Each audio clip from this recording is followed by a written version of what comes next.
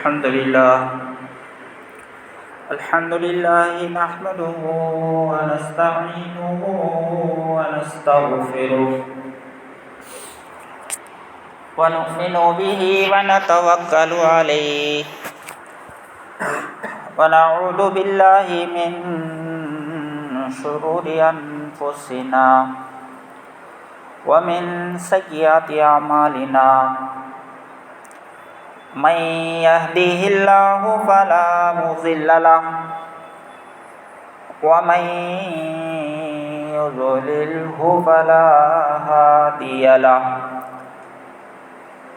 ونشهد أن لا إله إلا الله وحده لا شريك له ونشهد أن سيدنا ومولانا محمدا عبده ورسوله أما بعد فقد قال الله تبارك وتعالى في القرآن المجيد والفرقان الحميد أعوذ بالله من الشيطان الرجيم بسم الله الرحمن الرحيم يا أيها الذين آمنوا اتقوا الله وقولوا قولا سديدا يصلح لكم أعمالكم ويغفر لكم ذنوبكم وقال رسول الله صلى الله عليه وسلم إن الصدق يهدي إلى البر وإن البر يهدي إلى الجنة وإن الرجل لا يصدق يكتب حتى عند الله صديقا وقال رسول الله صلى الله عليه وسلم الصدق ينجي والكذب يهلك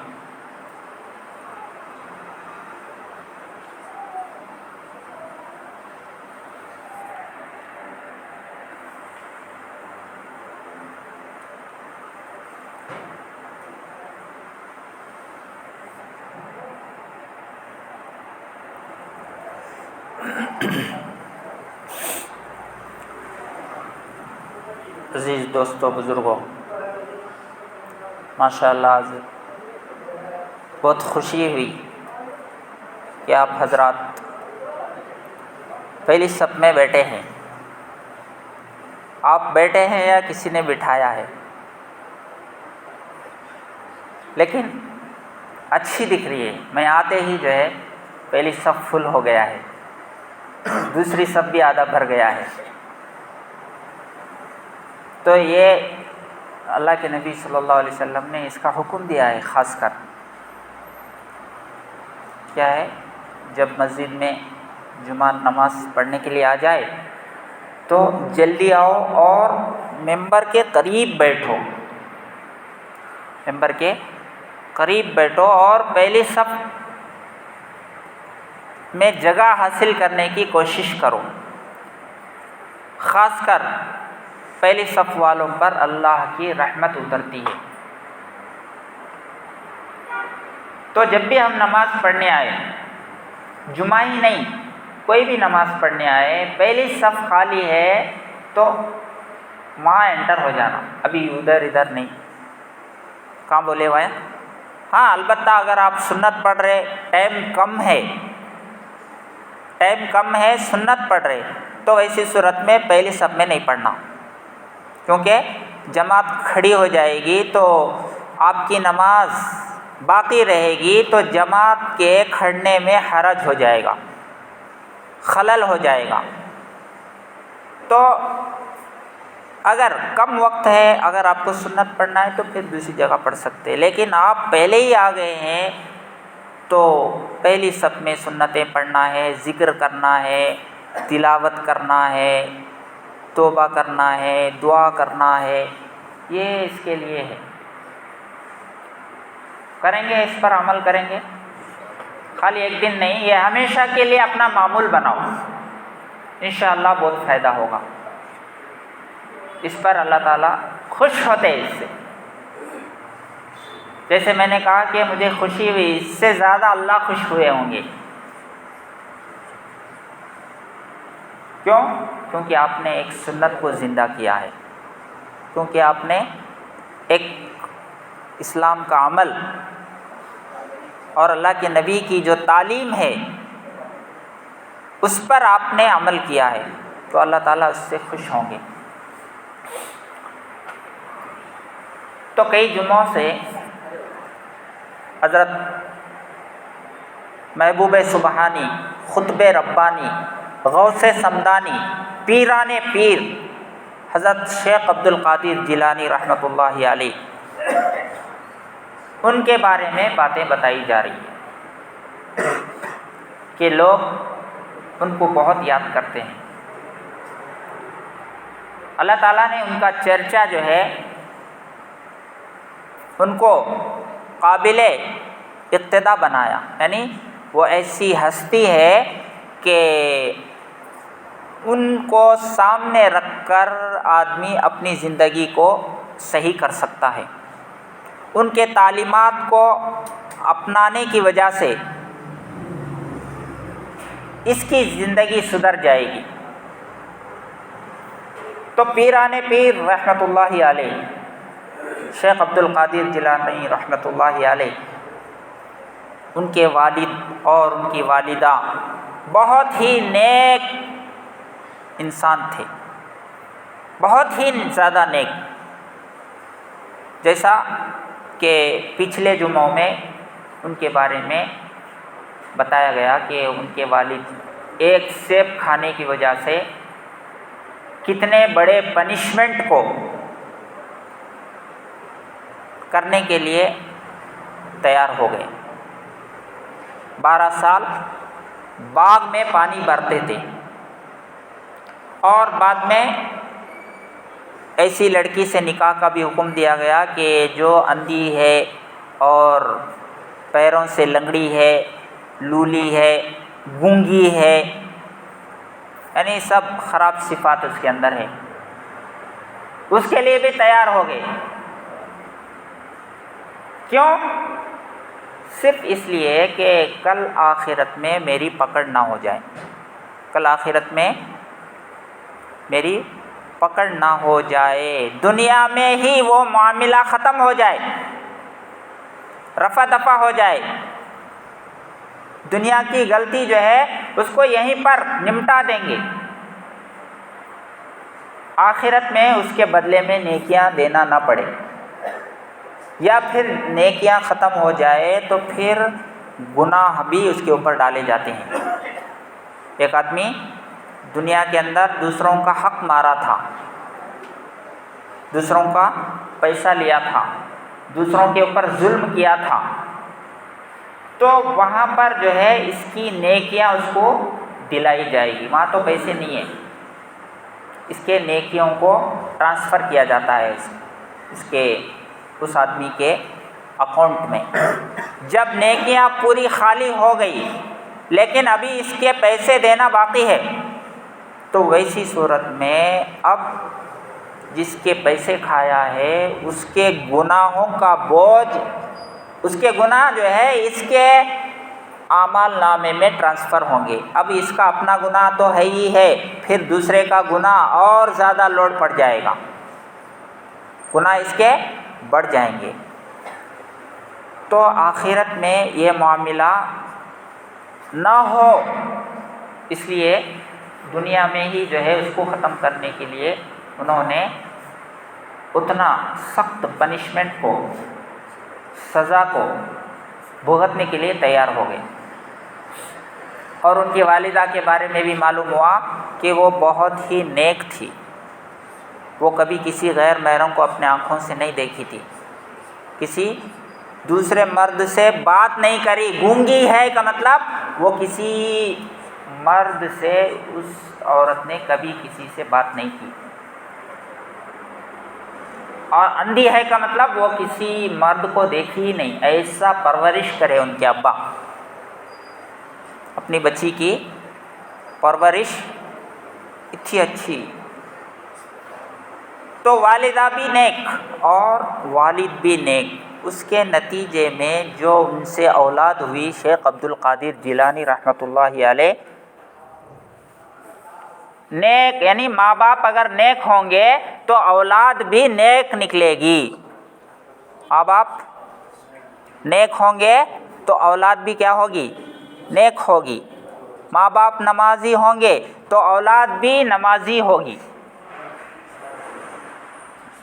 باپ فرض نہیں پڑھتا ہے اور بیٹے کو حکم دیتا ہے تہجد پڑھو، نہیں ہوتا ایسا۔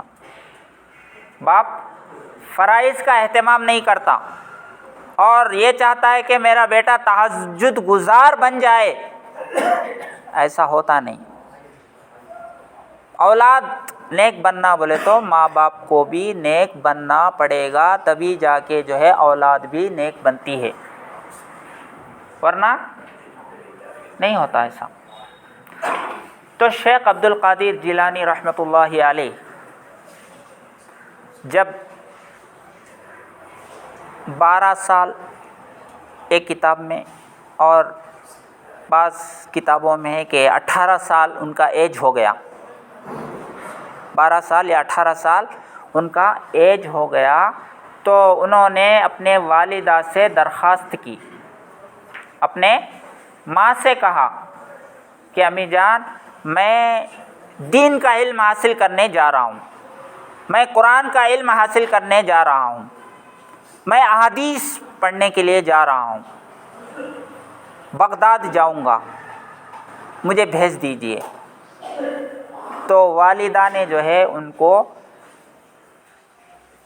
اجازت دے دی اور ساتھ میں 40 درہم سونے کے سکے ان کے بغل میں اسی کو بھیج دی، اور وصیت بھی کی کہ بیٹا سچ بولنا، کیسی بھی حالت آ جائے جھوٹ نہیں بولنا، ہمیشہ سچ بولنا۔ بیٹے کو ماں نصیحت کر رہی ہے کہ بیٹا ہر حال میں سچ بولنا۔ اب یہ جب قافلے کے ساتھ نکلے تو بیچ میں گنڈے آئے، بیچ میں روڑی لوگ آئے، قافلہ لوٹنے والے، قافلے پر حملہ کرنے والے۔ تو جب قافلے والوں کا سامان گنڈوں نے لوٹ لیا، پورا سامان ان کا حملہ کر لیا، ان کے اوپر حملہ کر کے اٹیک کر پوری چیزیں لے لیے، تو شیخ عبد القادر جیلانی رحمۃ اللہ علیہ جو ابھی چھوٹے بچے تھے، ان کے پاس بھی ایک آدمی آ کے، ایک ڈاکوؤں کا ایک آدمی آ کر کے ان سے پوچھا کہ تمہارے پاس کیا ہے، تمہارے پاس بھی کچھ ہے؟ تو انہوں نے کہا میرے پاس بھی ہے 40 دینار ہے میرے پاس۔ تو انہوں نے سمجھا یہ بچہ مذاق کر رہا ہے، بچہ کیا ہے؟ مذاق کر رہا ہے، چلے گئے وہاں سے۔ اور ایک آدمی آیا، ان سے پوچھا تیرے پاس بھی کچھ ہے؟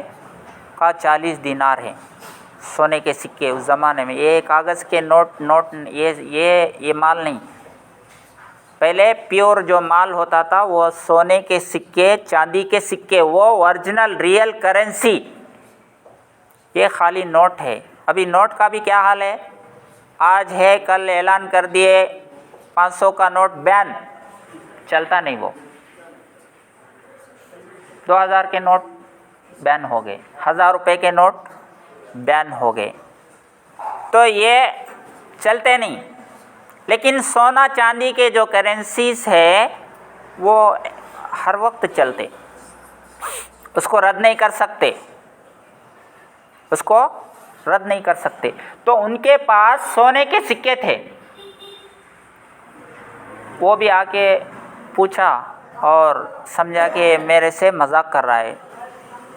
پھر سردار آیا ان کے پاس، پوچھا، یعنی انہوں نے جا کے بتایا کہ ایک بچہ جو ہے ہمارے کو ایسا بول رہا ہے، 40 درہم ان کے پاس ہے، وہ ذرا جا کے تمہیں پوچھو۔ وہ سردار آ کر پوچھے تو کہا کہ جو ہے یہاں پر بغل میں میری اماں نے میں سی کے رکھا ہے، یہاں پر ہے، نکال کے دیکھے، واقعی جو ہے سونے کے سکے تھے۔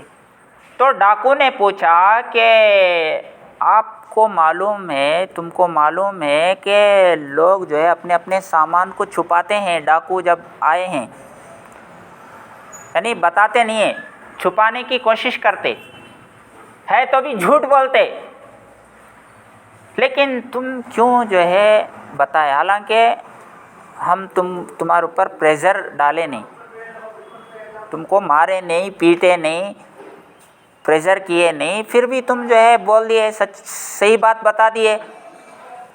تو شیخ عبد القادر جیلانی رحمۃ اللہ علیہ نے اس وقت کہا کہ میری والدہ نے مجھے نصیحت کی ہے کہ ہمیشہ سچ بولو، ہمیشہ کیا کرو؟ سچ بولو۔ تو میں اپنی والدہ سے کیا ہوا وعدہ توڑ نہیں سکتا، میں اپنی والدہ سے کیا ہوا وعدہ توڑ نہیں سکتا، اس لیے میں جو ہے سچ بتایا، اگرچہ میرا نقصان ہو رہا ہے اس میں، اگرچہ یہ سونے کے سکے آپ لوگ لے لیں گے، میرا ظاہر میں نقصان ہے، پھر بھی میں میری والدہ کی بات کو میں توڑ نہیں سکتا، میری والدہ سے کیا ہوا وعدہ میں توڑ نہیں سکتا۔ تو شیخ عبد القادر جیلانی رحمۃ اللہ علیہ کی اس بات کو سن کر کے ڈاکوؤں کا سردار جو ہے وہ حیران ہو گیا، اور اس نے کہا کہ یہ اتنا بچہ جو ہے اپنی والدہ کی بات سن کر کے، اپنی والدہ کی بات کا اتنا اس کو ویلیو ہے، میں اللہ تبارک و تعالیٰ کی کتنے سالوں سے نافرمانی کر رہا ہوں، کتنے سالوں سے جو ہے میں لوگوں کو لوٹ رہا ہوں اور اس کی پرواہ نہیں کر رہا ہوں۔ تو اس نے جو ہے توبہ کیا، آج سے میں یہ چوری اور ڈاکہ نہیں ڈالوں گا، چوری اور ڈاکہ آج سے میں نہیں ڈالوں گا۔ اس نے ہمیشہ کے لیے توبہ کیا، اور شیخ عبد القادر جیلانی رحمۃ اللہ علیہ جو اس وقت بچے ہیں ان کے ہاتھ میں ہاتھ ملا کر کہا کہ آپ کے ہاتھ میں یہ وعدہ کرتا ہوں کہ آج سے جو ہے میں چوری اور ڈاکہ نہیں ڈالوں گا۔ جیسے ہی وہ بدل گیا سردار، تو ان کے ساتھ جتنے لوگ تھے سب بدل گئے، وہ بھی توبہ کیے، اور جو قافلے والوں کا مال لوٹ لیے تھے سب کا سب ان کو ریٹرن واپس کر دیے۔ تو ان کے قصے سے ہم کو کیا سبق مل رہا ہے؟ سچائی، ان کی ماں نے اس کی تعلیم دی اپنے بیٹے کو، اور بیٹے نے اس کو زندہ کیا، تو اس کا اثر یہ ہوا کہ ڈاکو اور چور لوگ جو ہے وہ توبہ کرنے والے بن گئے، اس پر عمل کرنے کی وجہ سے ہدایت کا ذریعہ بن گئے۔ لیکن آج ہمارا حال کیا ہے؟ ہر بات میں جھوٹ، ہر اس میں جھوٹ۔ کوئی پوچھتا ہے آپ کا ایج کیا ہے، اس میں بھی جھوٹ بولتے، فیشن بن گیا ہے جھوٹ بولنا۔ کوئی پوچھتا ہے کاروبار کے بارے میں، اس میں بھی جھوٹ بولتا ہے۔ کوئی پوچھتا ہے آپ نے موبائل کتنے میں لیا، جھوٹ بول دیے دھڑک سے، 10,000 کا لیا، 15,000 بول دیے، 20,000 بول دیے۔ فلاں چیز کتنے میں آپ نے لیا ہے، فوراً جھوٹ بول دیے۔ یعنی سچ ہماری زبان سے مشکل سے نکلتا ہے، جھوٹ بہت جلدی نکلتا ہے۔ تو ان کے واقعے سے ہمیں یہ سبق ملتا ہے کہ سچائی کو اپنائیں گے تو دیکھو ان کا نقصان ہوا، ظاہر میں نقصان ہونے والا تھا، لیکن اللہ تعالیٰ نے سچائی کی برکت سے اس نقصان سے ان کو بچایا۔ تو سچ بولنے پر نقصان ہوتا ہوا دکھتا ہے، لیکن اس کا نقصان نہیں ہوتا حقیقت میں۔ ہر مذہب میں جو ہے جھوٹ بولنا جرم ہے، ہر مذہب میں، کوئی سی بھی مذہب میں ہو۔ تو اسلام میں تو حرام ہے۔ تو اللہ کے نبی صلی اللہ علیہ وسلم کے زمانے میں ایک آدمی تھا، ایک آدمی، اس کے اندر کئی خرابیاں ہیں۔ وہ شراب بھی پیتا ہے، زنا بھی کرتا ہے، چوری بھی کرتا ہے اور جھوٹ بھی بولتا ہے، کئی گناہ ہے اس کے اندر۔ تو اس نے اللہ کے نبی صلی اللہ علیہ وسلم سے کہا کہ اللہ کے نبی، میرے اندر جو ہے بہت خرابیاں ہیں، میں سب بھی چھوڑ سکتا نہیں۔ سب چھوڑو بولو تو نہیں چھوڑ سکتا میں، کون سا؟ تو ایک چھوڑ، تم ایک بولو بس۔ تو اللہ کے نبی صلی اللہ علیہ وسلم نے اس آدمی کو کہا کہ تو سچ بول، جب بھی بولنا ہے تو کیا کر؟ سچ بولو، جھوٹ مت بولو۔ اب جو ہے اس نے عمل کرنا شروع کر دیا۔ جب چوری کرنے گیا تو سوچا کہ میں اللہ کے نبی سے وعدہ کیا ہوں کہ سچ بولوں گا، اگر میں اب چوری کیا، کل اللہ کے نبی پوچھے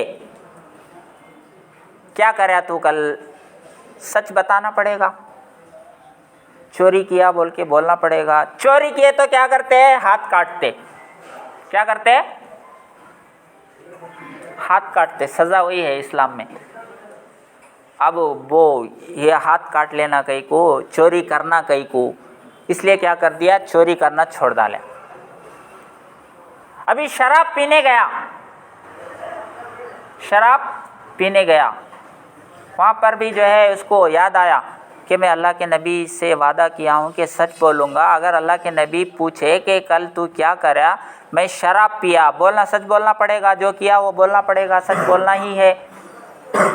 تو شراب پینے والے کو 80 کوڑے لگتے، لکڑی سے 80 بار جو ہے اس کی پٹائی ہوتی، وہ اس کا پنشمنٹ شراب پینے والے کا۔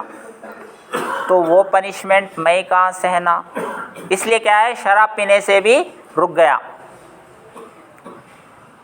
زنا کرنے گیا تو یہی سوچ یاد آ گئی اس کو، اللہ کے نبی صلی اللہ علیہ وسلم پوچھیں گے، بتانا پڑے گا کہ میں نے زنا کیا ہے، پھر زنا کرنے والے کو پنشمنٹ کیا ہے، اگر شادی شدہ ہے تو اس کو سنسار کر کے ختم کرنا ہے، اور اگر غیر شادی شدہ ہے تو اس کو 100 کوڑے مارنا ہے، لکڑی سے 100 مارنا ہے۔